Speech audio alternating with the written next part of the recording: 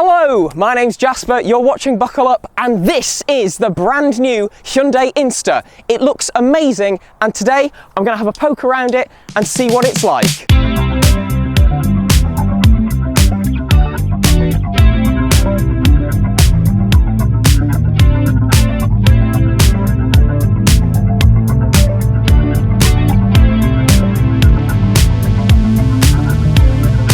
So let's have a quick look around the outside of the car, which in this case is in this amazing brown orange paintwork. The front is super cute, but it's got so much presence on the road. You've got a large H badge, you've got this amazing gloss black bar across the front. Look at these circular light clusters. Aren't they great? It looks like such a happy little car. I love the brushed silver around this vent at the bottom. You do actually have some active flaps on this car.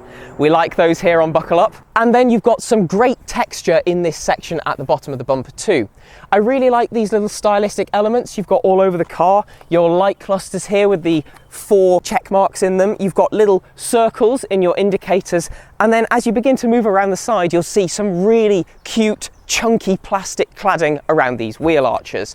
This looks brilliant, and these alloys, possibly the best alloys on any Hyundai product at the moment. They look amazing. You've got really kind of chunky off-roady styling. You've got a very upright windscreen, great roof bars, black plastic mirror caps, black surround on your roof, and then you've got great body coloured B-pillars here as well. Moving further back, you've got privacy glass in your rear windows. It's a very boxy shape. The car itself is quite tall, quite skinny.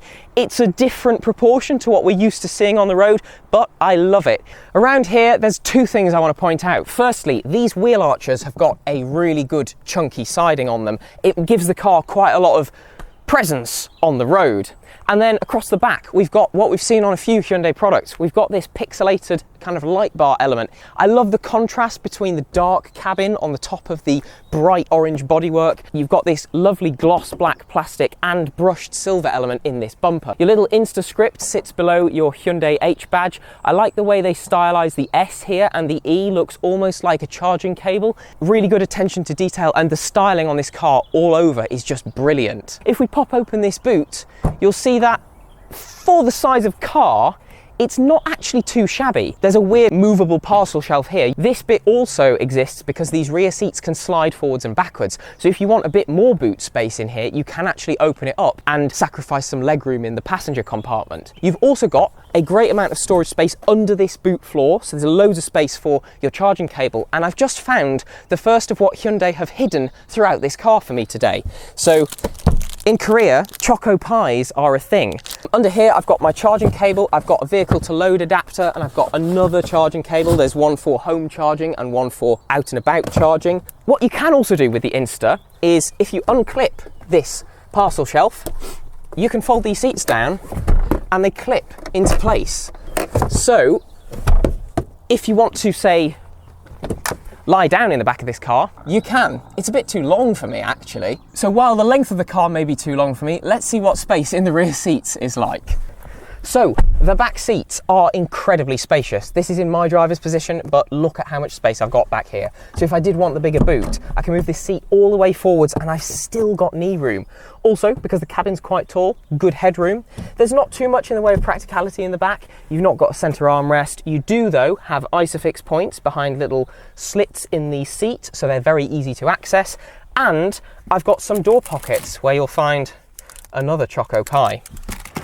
Okay, the front seats are ace, and that is for a couple of reasons. The cabin's really nicely laid out. You've got a low dashboard, you've got good visibility forwards, and you've got all of your controls within easy reach. The second reason is, look at this. I've got proper buttons everywhere. I've got heated seat buttons, I've got proper climate control buttons, I've got knobs for the infotainment system, I've got nice tactile air vents, and the steering wheel is festooned in buttons. Proper physical controls in a car. It's so nice to see that in a new model. I love the little infotainment system on the dashboard, nice digital drivers cluster. This is Hyundai's standard setup. And then I've got so much practicality up here. It really is class above levels of practicality in terms of interior storage space, and Hyundai have done their thing.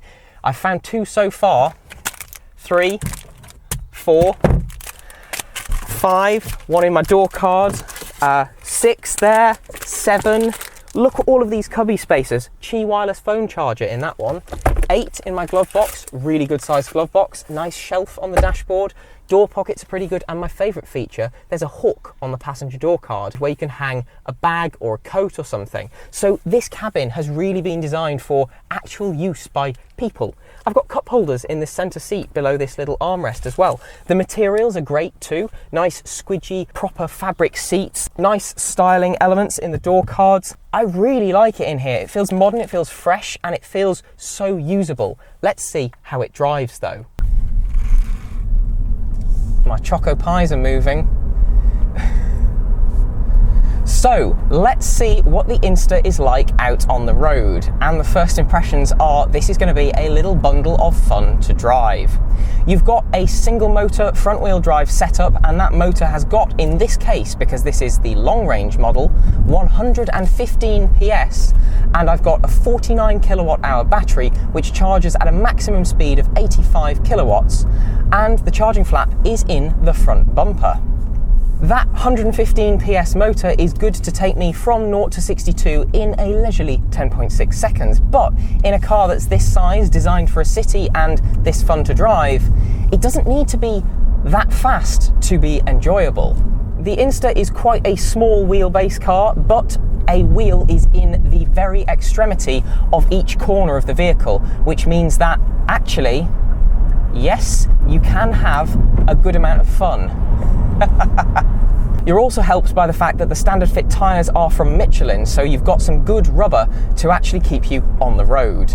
It feels incredibly refined in here. It rides beautifully, it's very comfortable, it's not particularly crashy over bumps, and it's nice and quiet, even when you're driving relatively quickly.